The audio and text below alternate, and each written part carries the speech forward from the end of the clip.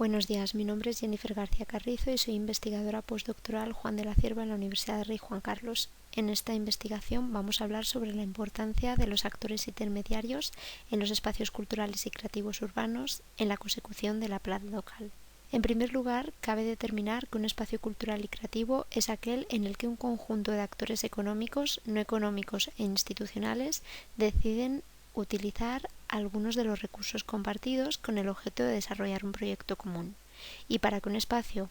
sea entendido como cultural y creativo, necesita evidentemente una alta concentración de industrias creativas y o culturales en un espacio concreto o definido a nivel urbano. Lo que es más importante es que los distritos culturales y creativos nos interesan porque son espacios en nuestras ciudades que favorecen la regeneración urbana, la cohesión social, la inclusión y la igualdad, aspectos todos ellos relacionados directamente con la paz.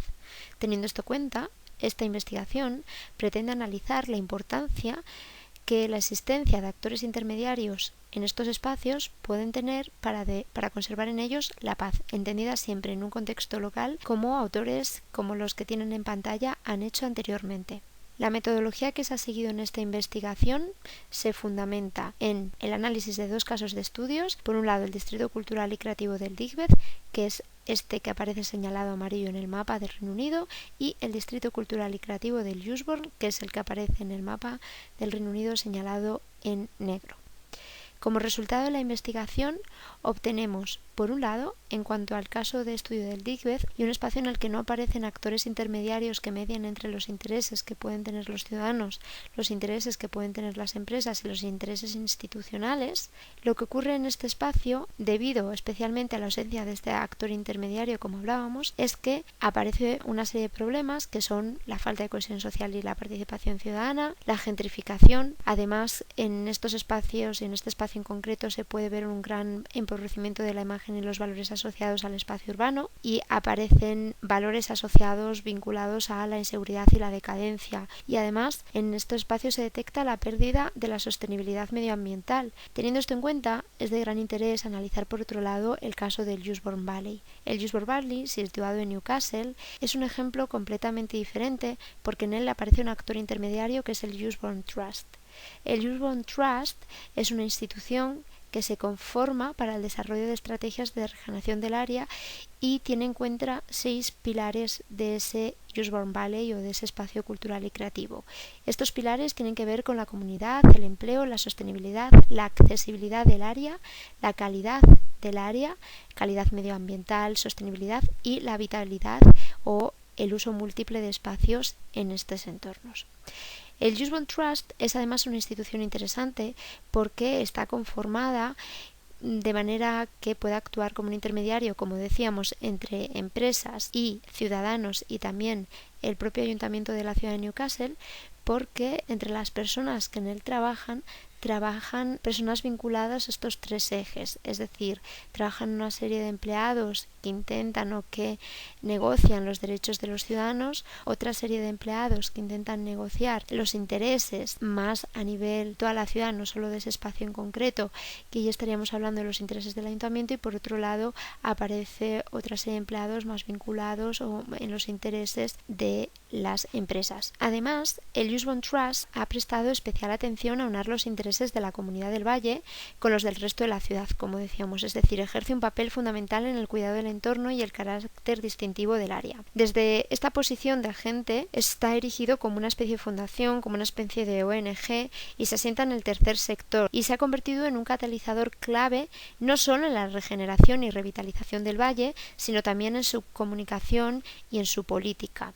El Dewsbury Trust, de hecho, consiguió una financiación de 2,5 millones de libras que invirtió en mejorar infraestructuras del distrito, facilitando y acelerando su regeneración. Y entre 1997 y el 2002 desarrolló una estrategia de regeneración para el área que contribuyó al desarrollo del empleo, la formación, la educación de la población del área, al desarrollo de la economía del distrito y a la promoción de un ambiente inclusivo, mixto y diverso, en el que se involucran a los diferentes habitantes y trabajadores del valle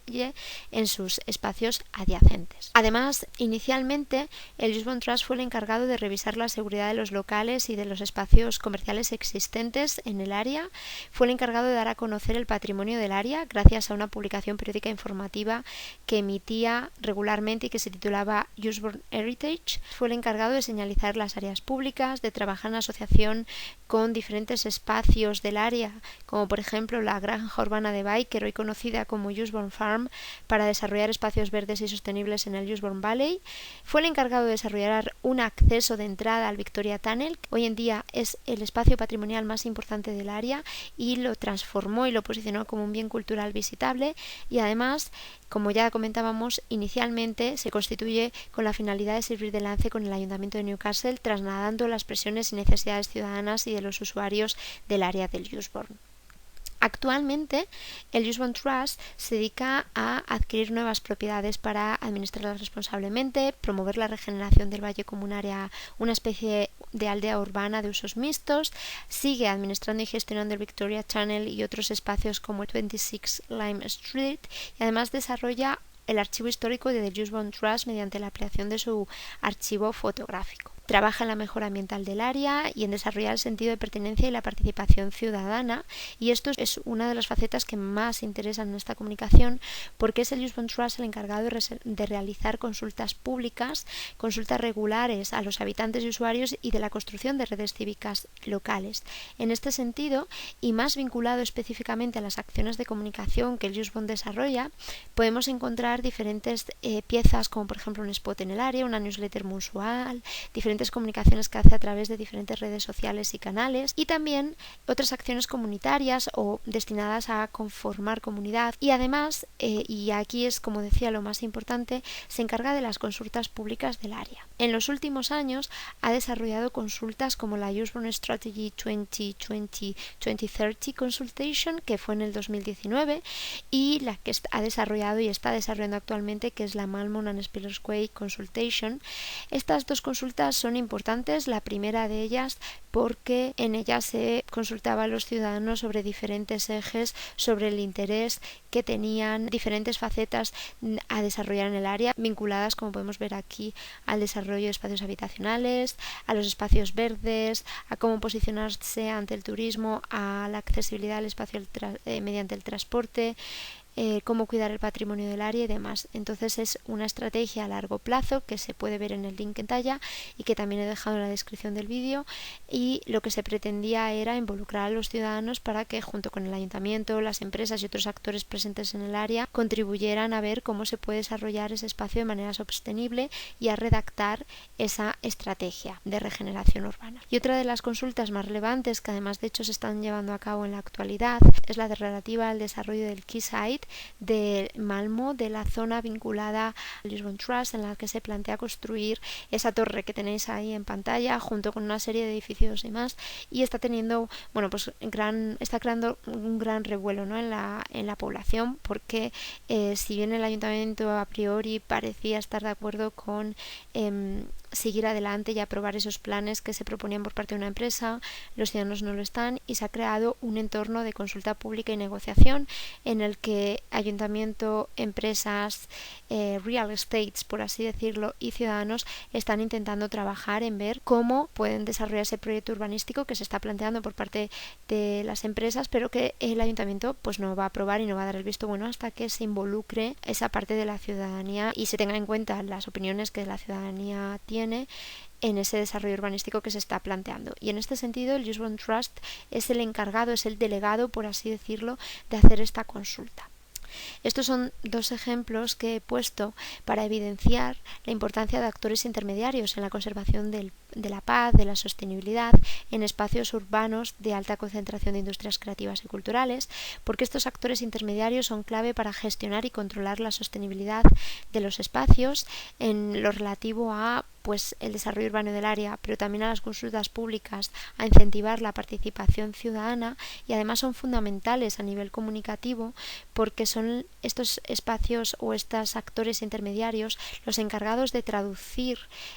los lenguajes institucionales vinculados a los ayuntamientos a un lenguaje más ciudadano y a facilitar esa participación ciudadana, pero también son los encargados de traducir el lenguaje ciudadano y lo que los ciudadanos piensan y necesitan a un lenguaje más institucional que ayuntamientos e instituciones puedan entender y puedan usar. Muchas gracias por su atención, espero que les haya sido de utilidad y quedo a su disposición en mi correo electrónico.